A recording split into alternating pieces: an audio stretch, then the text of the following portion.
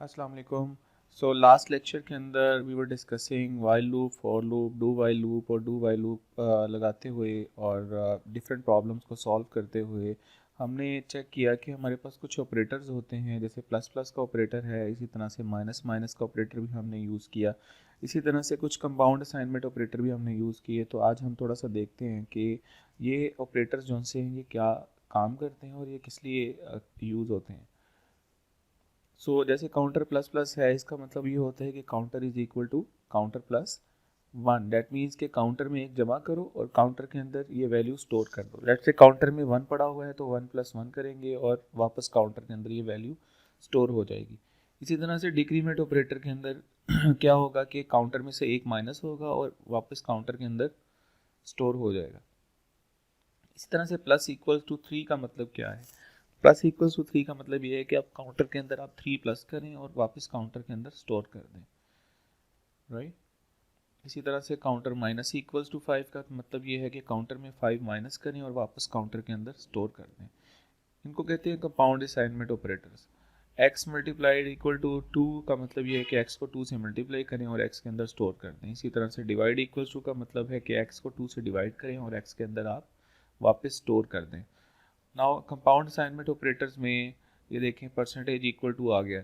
Percentage equal to क्या है कि x को 2 से डिवाइड करें और जो रिमाइंडर बचता है, जैसे x में अगर 10 पड़ा हुआ है, राइट, x के अंदर अगर 10 वैल्यू पड़ी हुई है तो डैट मीन्स कि x को आप 2 से डिवाइड करें और जो बचता है इस अगर x में 10 पड़ा हुआ है तो 2 से डिवाइड करने के बाद जो बचता है वो ज़ीरो बचता है। सो x के अंदर वापस वो ज़ीरो स्टोर कर देगा, राइट, रिमाइंडर स्टोर कर देगा वो। कमेंट्स जो राइट किए जाते हैं, कमेंट्स जो लिखे जाते हैं प्रोग्राम के ऊपर टॉप ऑफ द प्रोग्राम, वो इसलिए लिखे जाते हैं ताकि हम ये बता सकें कि ये प्रोग्राम किस लिए है। बिकॉज कई दफ़ा ऐसा होता है कि आप एक प्रोग्राम लिखते हैं लेकिन किसी और ने भी आपके प्रोग्राम को या फंक्शन को यूज़ करना होता है। जब उसने प्रोग्राम को यूज़ करना होता है तो उसकी आसानी के लिए अगर आपने कमेंट्स लिखे हुए हैं तो उसके लिए बड़ी आसानी हो जाएगी। अदरवाइज़ क्या होगा, उसे एक एक लाइन को, उसे पूरे प्रोग्राम को देखना पड़ेगा कि जो आपने प्रोग्राम लिखा है वो प्रोग्राम करता क्या है। ठीक है, so comments are important in terms of giving comments about your program कि आपका प्रोग्राम क्या कर रहा है, राइट। सो जो लास्ट लेक्चर था उसके अंदर हमने डू वाइल लूप देखा, फॉर लूप देखा, शॉर्ट हैंड ऑपरेटर्स देखे, इंक्रीमेंटिंग देखी, डिक्रीमेंटिंग देखी, उसके बाद कंपाउंड असाइनमेंट ऑपरेटर देखे। सो आज के लेक्चर में हम देखेंगे कि हमने जो इफ़ एल्स और इफ़ स्ट्रक्चर यूज़ किया था, उस इफ़ स्ट्रक्चर को की जगह हम क्या चीज़ यूज़ कर सकते हैं जो हमारा शॉर्ट हैंड हो सकता है। एक तो हम ये देखेंगे और सेकेंडली हम कुछ अगेन कुछ प्रॉब्लम्स होंगी जिसके अंदर हम इफ़ एल्स की जगह हम वो पर्टिकुलर स्ट्रक्चर देखेंगे जिसको हम स्विच स्ट्रक्चर कहते हैं।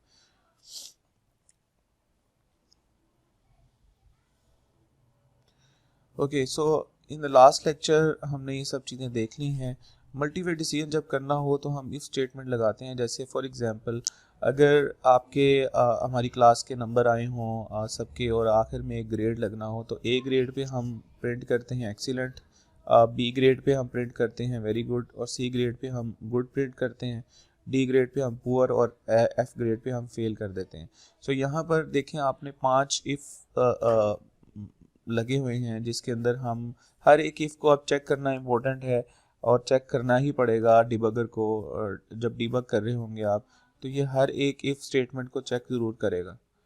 सो एक टाइम पर जो इफ़ का स्ट्रक्चर हम यूज़ कर रहे थे, हम सारी ही इफ़ के स्ट्रक्चर को चेक कर रहे थे। हर इफ़ के अंदर जाते हैं और चेक करते हैं ग्रेड में क्या वैल्यू आ रही है। अगर अगर लेट से पहले वाला इफ़ चल जाता है, पहले वाला इफ़ जो सा है वो ट्रू हो जाता है, तो बाकी इफ़ को नहीं चलना चाहिए क्योंकि एक ही टाइम पर स्टूडेंट का ग्रेड ए और बी और सी नहीं हो सकता।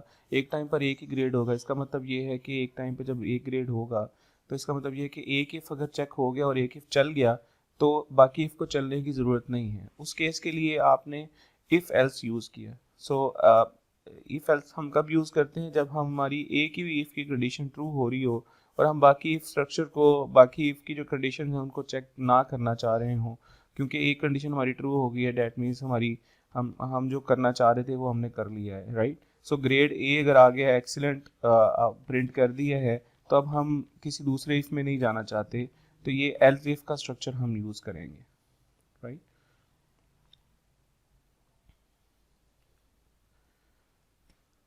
सो ये देखें, ये स्ट्रक्चर है जिसके अंदर इफ़ एल्स इफ लिखा जाता है, हर इफ का एक एल्स लिखा गया है। मतलब ये वाला एल्स जो सा है ये इस इफ को बेसिकली कर रहा है, और ये एल्स जो सा ये इस इफ के साथ जुड़ा हुआ है। और आखिर में बिल्कुल जब सारी एल्स इफ जो से अगर ना चलें और ये इफ भी ना चले, तो आखिर में एक एल्स कंडीशन होती है जिसके अंदर कंडीशन कोई नहीं लिखी जाती। जब कोई भी ऊपर वाली कंडीशन ना चले इफ की या एल्स इफ की, तो एल्स की कंडीशन जो सी है, एल्स जो सा है वो चलता है, राइट। सो हमें हर दफ़ा जब कभी grade double equals to A आ रहा है या grade double equals to B आ रहा है, हमें हर दफ़ा कंडीशन लिखनी पड़ रही है और उसके साथ एल्स इफ लिखना पड़ रहा है। सो उसका अल्टरनेटिव जो सॉल्यूशन है वो बड़ा सिंपल सा है, और ये जो स्ट्रक्चर है, जो कंस्ट्रक्ट है जो हम यूज़ करते हैं, ये हम सिर्फ डिस्क्रीट वैल्यूज़ पे कर सकते हैं, कंटिन्यूस वैल्यूज़ पे हम ये सॉल्यूशन जो सा अप्लाई नहीं कर सकते, मतलब नंबर्स पे के ऊपर अप्लाई नहीं कर सकते। आप खुद ही देखेंगे कि ये स्ट्रक्चर किस तरह का है।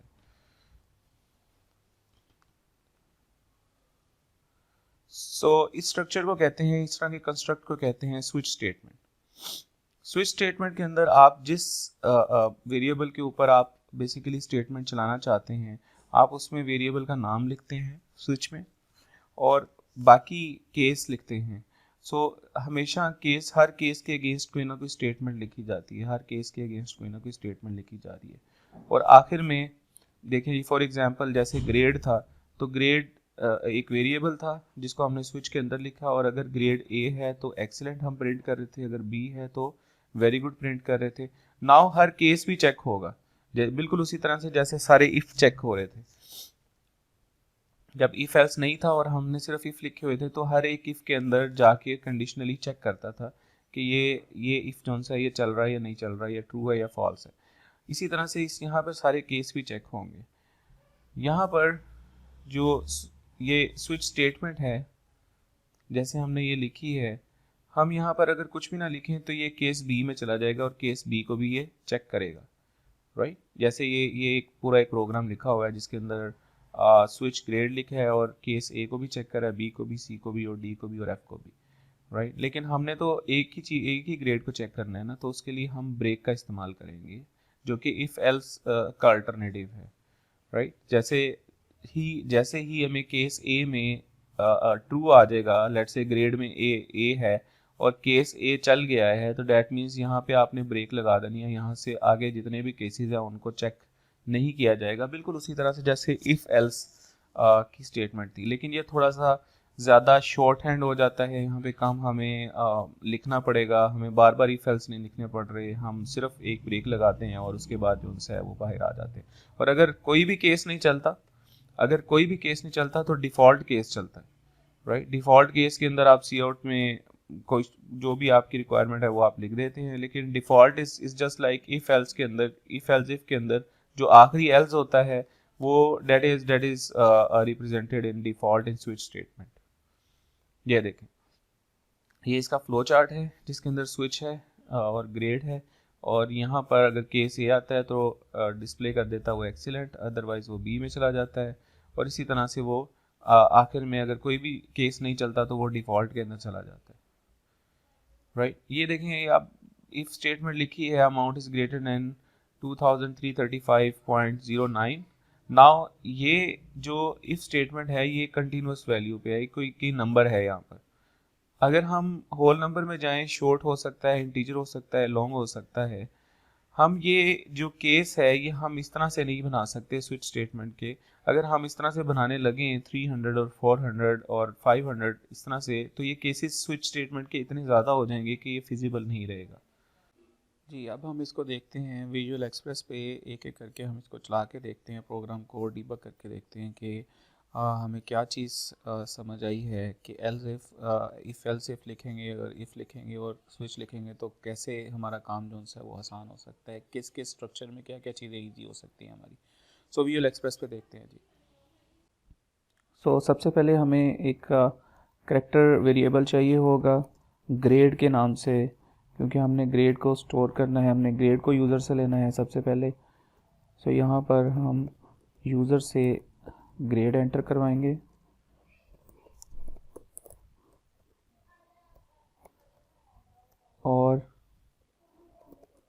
यूज़र से वैल्यू लेने के लिए हम सीन करेंगे, उसके बाद हम इफ़ लिखेंगे, राइट। सो लेट्स से हम 3 ही इफ़ लिख रहे हैं ए, बी और सी ग्रेड के लिए। सो अगर ग्रेड में ए है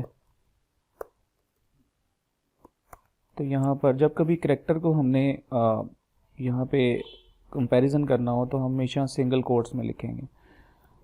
सो सी आउट करेंगे A grade pay excellent,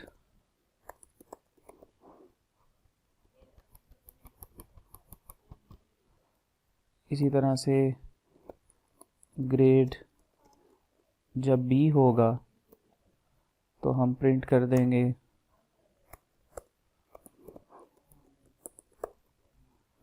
good.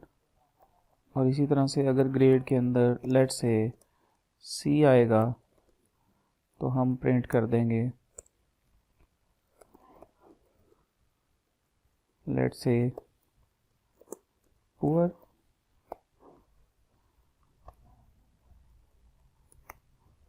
Right. सो अब यहाँ पर हम ब्रेक पॉइंट लगाते हैं और हम इसको चेक करते हैं प्रोग्राम को चला के।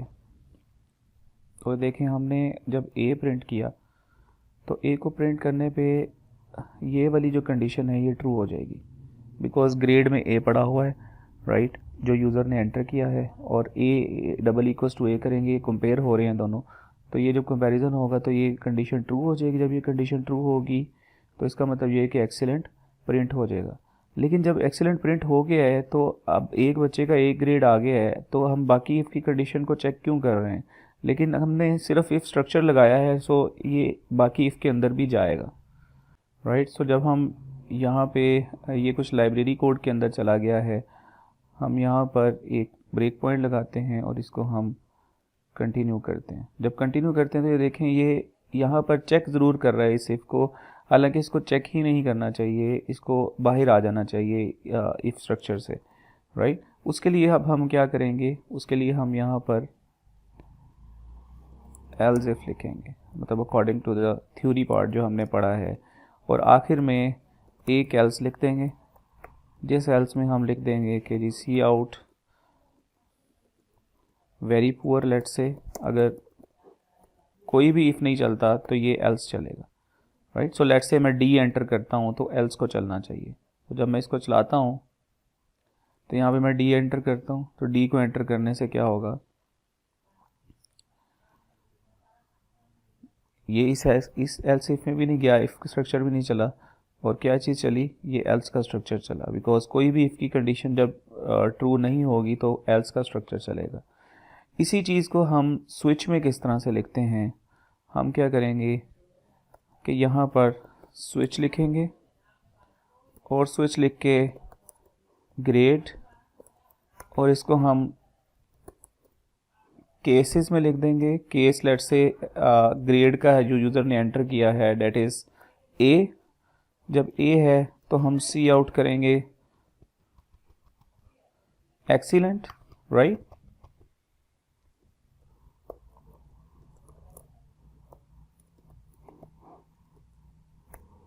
और इसके आगे एक ब्रेक लगा देंगे, ये बिल्कुल उस एल्स की तरह है, राइट।